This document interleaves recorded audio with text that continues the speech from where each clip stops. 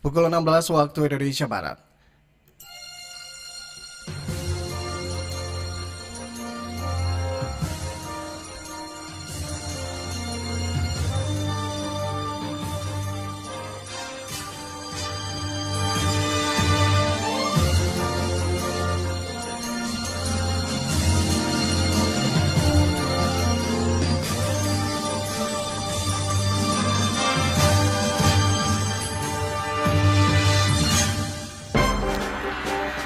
Dari Jalan Jenderal Gatot Subroto, 214 Radio Republik Indonesia Medan dengan berita sore. Tentu kita berbahagia bisa bertemu lagi dengan Ramadan Fair dengan begitu banyak acara, begitu banyak kuliner yang hadir. Dari tahun ke tahun kita melaksanakan ini untuk mengantarkan sekaligus membawa 2 tas yang di dalamnya adalah 5.000 butir ekstasi. Ramadan, maksudnya sari berita. Ramadan Fair ke-20 Kota Medan resmi dibuka dan langsung disambut antusias masyarakat di Taman Sri Deli. Wali Kota Medan Riko Triputra Bayu Waas menegaskan kegiatan ini bukan hanya ajang religi dan budaya, tetapi juga mendorong pertumbuhan UMKM serta ekonomi masyarakat. Ratusan pot vaping liquid mengandung narkoba dan ribuan butir ekstasi berhasil digagalkan peredarannya oleh Satres Narkoba Polrestabes Medan. Anda juga bisa mendengarkan berita sore RRI Medan melalui RRI Digital dan YouTube RRI Net Medan. Inilah berita sore selengkapnya. Kamis 26 Februari 2026 bersama saya, Gilang Setiawan.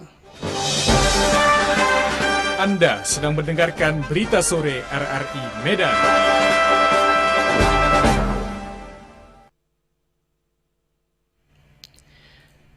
Ramadan Fair ke-20 Kota Medan resmi dibuka dan langsung disambut antusias masyarakat di Taman Sri Deli. Wali Kota Medan Riko Triputra Bayu Waas menegaskan kegiatan ini bukan hanya ajang religi dan budaya, tetapi juga mendorong pertumbuhan UMKM serta ekonomi masyarakat. Berikut laporan Raihan Putri. namun ini adalah salah satu ikhtiar kita dalam mensiarkan agama dan juga kebudayaan. Ramadan Fair ke-20 Kota Medan resmi dibuka pada Rabu 26 Februari 2026 dan akan berlangsung hingga 16 Maret 2026.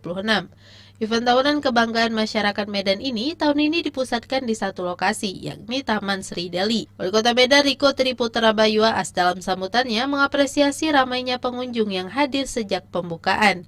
Ia menyebut suasana Ramadan Fair ke-20 terasa berbeda dibanding tahun-tahun sebelumnya karena tingginya partisipasi masyarakat. Ia menegaskan, Ramadan Fair bukan hanya acara seremonial tetapi juga menjadi ikhtiar dalam mensyiarkan agama, melestarikan kebudayaan serta mendorong pertumbuhan UMKM dan ekonomi masyarakat. Luar biasa ramainya hari ini, tentu kita berbahagia bisa bertemu lagi dengan Ramadan Fair dengan begitu banyak acara, begitu banyak kuliner yang hadir. Dari tahun ke tahun kita melaksanakan ini sudah tahun ke-20, kita berbangga. Ini adalah acara yang rutin kita laksanakan di Kota Medan. Ramadan Fair tidak hanya membuat acara seperti seremonial, namun ini adalah salah satu ikhtiar kita dalam mensiarkan agama dan juga kebudayaan maupun memajukan para pelaku UMKM agar nantinya ekonomi masyarakat terus berkembang. Sementara salah satu pelaku UMKM yang merupakan penjual baju koko di area Ramadan Fair, Ade, mengatakan kegiatan ini memberi ruang aman dan nyaman bagi pelaku usaha untuk berjualan. Ade menyebut selama Ramadan Fair ia telah menyiapkan berbagai koleksi baju koko dan perlengkapan busana muslim untuk menyambut lebaran agar menarik minat pembeli. Ia berharap kegiatan seperti Ramadan Fair terus dilaksanakan karena sangat membantu pelaku UMKM sekaligus menjadi wadah berkumpulnya masyarakat selama bulan suci Ramadan. Ya, kita menjual pakaian kayak baju koko, gamis, dan rekan-rekan menjual yang makanan, yang lain kuliner. Sangat terbantu, bahagialah kita jualan di sini. Orang ya kan, Semara, jualan pun aman, tempatnya pun bagus, dikasih sama pemerintahnya ya kan. Pokoknya puaslah untuk berjualan di sini. Ramadan Fair ke-20 menghadirkan 150 gerai kuliner dan 21 stand kria dari Kecamatan sekota Medan yang dapat dinikmati pengunjung setiap hari. Selain itu, kegiatan ini juga dimeriahkan dengan beragam agenda keagamaan dan hiburan bernuansa Islami, seperti Nuzulul Quran, Tausiah Ramadan, buka puasa bersama anak yatim dan duafa, kompetisi pil dajil, tahfiz surat pendek Al-Quran, hingga lomba azan dan hiburan religi. Demikian, Raihan Putri melaporkan. BB POM di Medan melakukan intensifikasi pengawasan pangan takjil di Ramadan Fair untuk memastikan takjil aman dikonsumsi. Berikut laporan Ilham Daulay. Hasil ujinya menunjukkan semua produknya memenuhi syarat. Balai Besar Pengawasan Obat dan Makanan atau Balai POM di Medan melakukan intensifikasi pengawasan pangan takjil di Ramadan Fair, Rabu 25 Februari 2026. Ramadan Fair ini berlangsung di Jalan Sisingamaraja, Kecamatan Medan Kota Medan. Intensifikasi pengawasan pangan takjil tersebut dipimpin langsung ke Kepala Balai Besar Pengawas Obat dan Makanan di Medan, Mojaja Sirait, dengan mengunjungi sejumlah makanan dan minuman pedagang takjil di Ramadan Fair tersebut. Kepala Balai Besar Pengawas Obat dan Makanan di Medan, Mojaja Sirait, mengatakan pengawasan tersebut dilakukan untuk memastikan takjil agar benar-benar terjamin keamanannya dikonsumsi oleh konsumen. Ia menerangkan pihaknya sudah melakukan pengambilan sampel takjil kemudian melakukan pengujian secara langsung. Hasilnya, semua produk takjil memenuhi syarat tidak adanya bahan berbahaya yang ditambahkan dalam makanan tersebut. Aplikasi pengawasan ini kita melakukan pengawasan untuk kesempatan ini ya, pengawasan takjil, makanan berbuka puasa agar pangan itu benar-benar terjamin keamanannya. Pangan yang aman itu harus bebas dari cemaran kimia, fisik, dan mikrobiologi. Nah, itu yang kita lakukan melalui pengambilan sampel, kemudian kita uji secara laboratorium keliling. Dan hari ini hasil uji lab menunjukkan dari 20 sampel yang kita uji, itu hasil ujinya menunjukkan semua produknya memenuhi syarat, artinya tidak ada bahan kimia yang dilarang ditambahkan pada pangan. Pihaknya dalam kegiatan ini juga mengedukasi para pedagang agar selalu menjaga kebersihan tempat peralatan serta kualitas makanan dengan baik. Edukasi juga diberikan mereka dengan memberikan brosur tentang menjaga keamanan dan kebersihan makanan dan minuman. Tinggal kita edukasi terus agar selalu menjaga kebersihan. Ya, kebersihan tempat, orang, peralatannya. Makanya tadi kita kasih celemek juga, kasih penjepit itu untuk menghindari terjadinya cemaran mikrobiologi. Ia juga berharap kepada pedagang termasuk berjualan di Ramadan Fair dapat menyajikan makanan yang higienis dan bergizi sehingga konsumen yang berbuka puasa di lokasi bisa mendapatkan makanan yang sehat dan aman. Ia menyebut Ramadan Fair adalah kesempatan yang baik bagi pedagang, dengan itu dapat dimanfaatkan secara baik dan tidak mengecewakan konsumen. Demikian, Ilham Daulay melaporkan.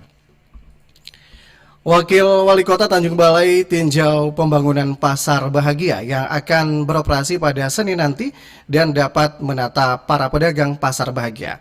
Berikut laporan Hendra Saputra. Wakil Wali Kota Tanjung Balai meninjau pembangunan Pasar Bahagia pada hari Rabu 25 Februari 2026. Kunjungan tersebut untuk memastikan persiapan relokasi dan pembangunan berjalan sesuai rencana yang telah ditetapkan. Dalam kunjungannya, Wakil Wali Kota Tanjung Balai Muhammad Fadli Abdina menyampaikan bahwa pembangunan Pasar Bahagia diharapkan mampu menjadi solusi penataan pedagang yang selama ini berjualan di bahu jalan. Dengan adanya pasar yang tertata, aktivitas perdagangan diharapkan menjadi lebih rapi, tertib dan nyaman, baik bagi pedagang maupun masyarakat sebagai pembeli. Menurut Wakil Wali Kota, keberadaan Pasar Bahagia nantinya juga diharapkan dapat mengurangi kemacetan serta meningkatkan estetika kawasan, sehingga tercipta lingkungan kota yang lebih bersih dan teratur. Selain itu, pasar ini dirancang dengan konsep yang lebih modern dan layak, sehingga mampu meningkatkan kenyamanan serta keamanan aktivitas jual beli. Sampai saat ini kita telah melakukan pematangan tempat relokasi pedagang. Ada sekitar 110 tempat ataupun tapak yang ada di tempat ini. Nanti akan diisi oleh pedagang-pedagang lama yang berada di sekitar Jalan Bahagia, sehingga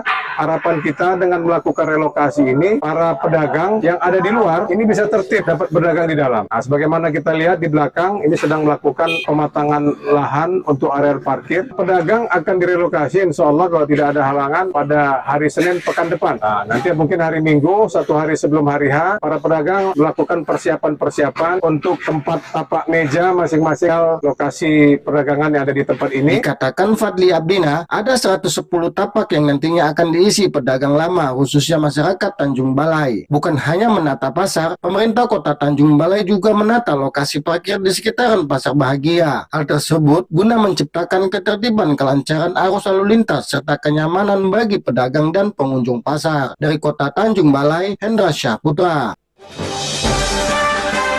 Anda sedang mendengarkan Berita Sore RRI Medan.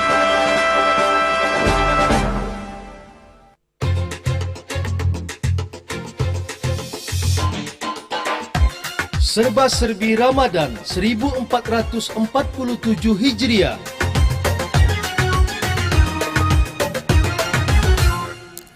Keramaian bazar takjil di Nazwa Kue menjadi potret hangat kebersamaan dan tradisi Ramadan yang terus hidup di Kota Medan. Berikut laporan Andreas Purba.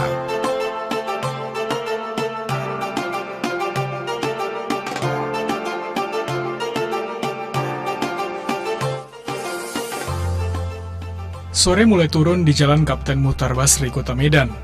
Di depan Universitas Muhammadiyah Sumatera Utara, langkah kaki saling berkejaran dengan waktu. Plastik resek berdesir dan aroma gorengan hangat bercampur dengan wangi kolak yang baru saja diangkat dari panci. Di tengah riuh itu, Nazwa Kue dan catering berdiri seperti magnet Ramadan. Meja-meja panjang penuh dengan warna, kue basah yang berkilau, es warna-warni yang tersusun rapi, serta nasi biryani dan bubur Melayu berdampingan dengan jajanan pasar. Lebih dari 200 menu ditata dalam satu ruang yang sama, seolah semua selera warga Medan berkumpul di tempat ini pada sore hari. Di balik deretan makanan itu, ada tangan dan cerita panjang seorang perempuan bernama Nazliana. Ia bukanlah sekedar penjual takjil, namun merupakan sosok yang merintis bazar ini sejak belasan tahun lalu. Ini tahun ke-17 Bazar Ramadan. Awalnya sih hanya buka sedikit, tapi akhirnya permintaan customer banyak. Kita buka ini lebih dari 200 macam menu bukaan puasa. Sebenarnya enggak ya, tapi kalau ini relatif murah ya untuk makanan-makanan yang kualitas premium dan bahan baku yang premium juga. Kita memilih bahan-bahan baku yang bagus sehingga tampilannya juga bagus dan harganya ya worth it. Buat kami maknanya kami bisa lebih bermanfaat buat anak-anak part-time yang mau cari cuan di bulan Ramadan, kemudian bisa mengakomodir permintaan selera dari orang Medan, di mana kita menampilkan menu-menu tradisional, sayur-sayur tradisional yang semuanya itu hadir di sini dengan dapur kita sendiri. Campur, ada modelan Eropa, ada dari Arab, ada dari Thai. Alhamdulillah ini semuanya habis, mudah-mudahan jam 6 itu udah habis biasanya. 100 orang bekerja sejak pagi agar meja-meja ini tidak pernah kosong. Namun menjelang pukul 6 sore, satu persatu nampan mulai tampak lengang. Akhir pekan lalu semuanya ludes sebelum azan berkumandang. Beraneka wajah yang datang pun beragam. Dari ibu yang membawa anak kecil, pekerja yang masih mengenakan pakaian kantor, serta mahasiswa yang baru keluar dari kampus. Salah satunya Intani. Ia mengaku ini kali pertamanya datang ke tempat tersebut. Meskipun sempat ragu di tengah keramaian, namun terasa penasaran membawanya mendekat. Menarik aja karena ramai sekali, terus banyak pilihan makanannya juga kan. Ada makanan yang manis, ada yang asin, jadi kayak mencoba lah. Hari ini beli risol sama gorengan, ada bubur juga. Lebih sering ke yang gorengan sih, kalau lebih menarik gorengan daripada yang manis kalau aku pribadi. Sangat nyaman ya, sangat menarik karena masing-masing ada tempatnya, kayak makanan ada tempatnya sendiri, makanan berat ada makanan ringan sendiri, jadi yang pengennya ngambil makanan ringan langsung ada tempatnya sendiri. Kalau untuk aku pribadi, Ramadan itu tempatnya untuk beribadah ya, karena kan dilipat gandakan, jadi habis itu juga banyak orang jualan takjil juga kan, itu hal yang menarik untuk orang Indonesia, apalagi sering war takjil kan Bang. Di sudut lain, tawa hangat pecah di antara deretan minuman dingin. Salah seorang pembeli, Dion, dan 3 rekannya sudah 4 kali kembali ke tempat. Lebih buat tempat lebih besar lagi lah kan Bang, biar lebih banyak pilihannya ya Bang. Lebih tertib juga lah Bang. Lebih sur kami juga belinya ya Bang.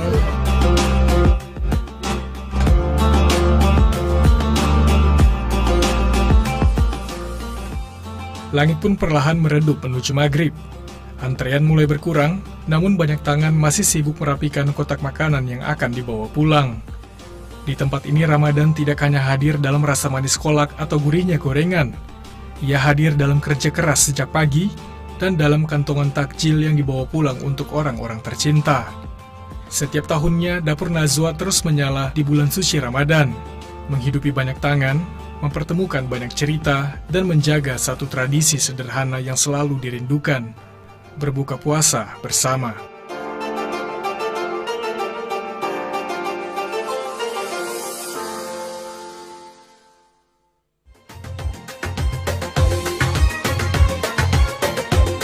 Demikian serba-serbi Ramadan 1447 Hijriah.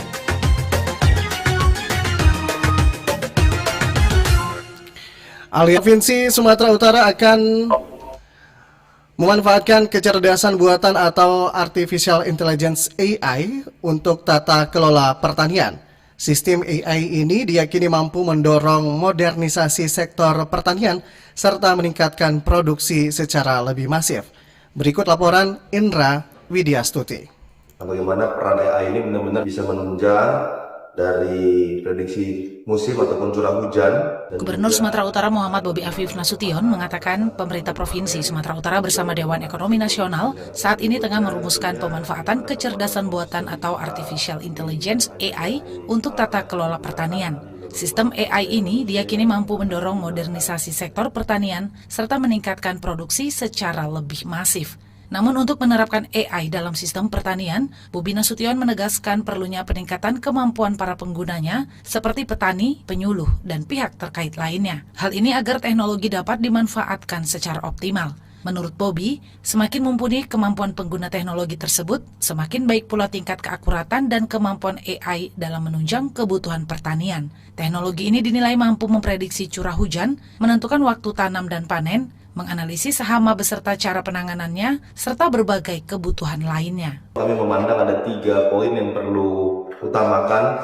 Yang pertama adalah bagaimana peran AI ini benar-benar bisa menunjang dari prediksi musim ataupun curah hujan, dan juga bagaimana ketepatan pada saat tanam dan panen, dan juga bagaimana hasil produksinya. Yang berikutnya tentunya bagaimana penguatan ekosistem digital. Ini bukan hanya dari alat yang akan digunakan, tapi juga bagaimana sumber daya manusia yang akan menggunakan dan yang akan terlibat di dalamnya. Dan yang terakhir apa mungkin yang perlu sama kita lakukan dukungan kebijakan untuk percepatan bulan September sudah masuk panen. Untuk itu kami perlu lokasi, penetapan lokasinya dan area-area yang akan digunakan untuk KEK pertanian ini. Ketua Dewan Ekonomi Nasional Luhut Binsar Panjaitan sebelumnya mengatakan sistem pertanian berbasis AI untuk Sumatera Utara telah siap diterapkan. Ia juga menyebut investor telah menyatakan kesiapan untuk mendukung pengembangan teknologi pertanian tersebut. Saat ini sistem pertanian berbasis AI telah diterapkan di Taman Sains Teknologi Herbal dan Hortikultura di Kabupaten Humbang Hasundutan. Menurut Luhut Panjaitan, sistem tersebut siap diaplikasikan pada sektor pertanian masyarakat. Indra Widyastuti melaporkan. Aliansi Aksi Solidaritas Pedagang dan Konsumen Daging Babi Kota Medan melakukan unjuk rasa dalam rangka menolak surat edaran Wali Kota Medan. Berikut laporan Mutiara Lubis. Ini saya berada di kantor Wali Kota Medan, dan saat ini ada Aksi Solidaritas Pedagang dan Konsumen Daging Babi Kota Medan yang melakukan aksi unjuk rasa dalam rangka menolak surat edaran Wali Kota Medan. Dan tuntutan utama ini berasal dari pedagang daging babi dan juga konsumen daging babi. Unjuk rasa ini dimulai sekitar pukul 14 waktu Indonesia Barat tadi di depan kantor Wali Kota Medan. Dan masyarakat tadinya melakukan unjuk rasa dengan kondusif, walaupun sesekali terdengar teriakan dari para pedagang daging babi untuk meminta Wali Kota Medan menjumpai masyarakat di depan kantor Wali Kota Medan. Dan pada saat ini perwakilan dari pedagang dan juga para pengunjuk rasa sedang bertemu dengan Wali Kota Medan Riko Waas di ruang rapat 2 kantor Wali Kota Medan.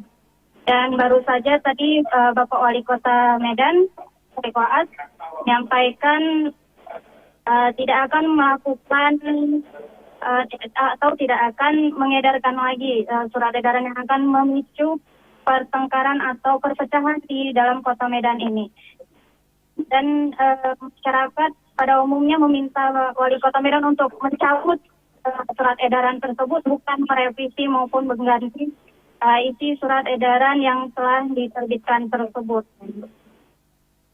Dari kantor Wali Kota Medan, Mutiara Lubis melaporkan, saya kembalikan ke studio. Ratusan pot vaping liquid mengandung narkoba dan ribuan butir ekstasi berhasil digagalkan peredarannya oleh Satres Narkoba Polrestabes Medan. Berikut laporan reporter RRI Niswo Fitri. Penyelundupan ratusan pot vaping liquid dengan kandungan narkoba diungkap personel Satres Narkoba Polrestabes Medan di perairan Tanjung Tiram, Kabupaten Batubara.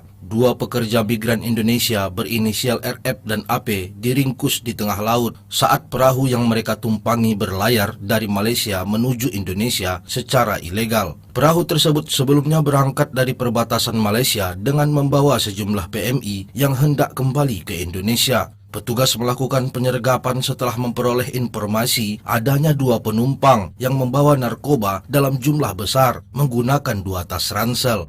Secara kasat mata, ransel itu hanya berisi pakaian. Namun saat dilakukan penggeledahan, petugas menemukan 250 bungkus pot vaping liquid merek Batman yang mengandung zat narkotika. Selain itu, polisi juga menyita 4.816 butir pil ekstasi dari dalam tas tersebut. Kapolres Tabes Medan, Komisaris Besar Polisi JN Kalpin Simanjuntak menjelaskan, kedua tersangka selama ini bekerja di Malaysia sebagai pekerja migran. Namun karena izin kerja habis dan paspor ditahan majikan, keduanya memilih pulang secara ilegal sambil membawa narkoba titipan seorang DPO berinisial R. Kedua tersangka ini memberanikan diri untuk lari ke Indonesia dengan bertemu oleh DPOR untuk mengantarkan sekaligus membawa 2 tas yang di dalamnya adalah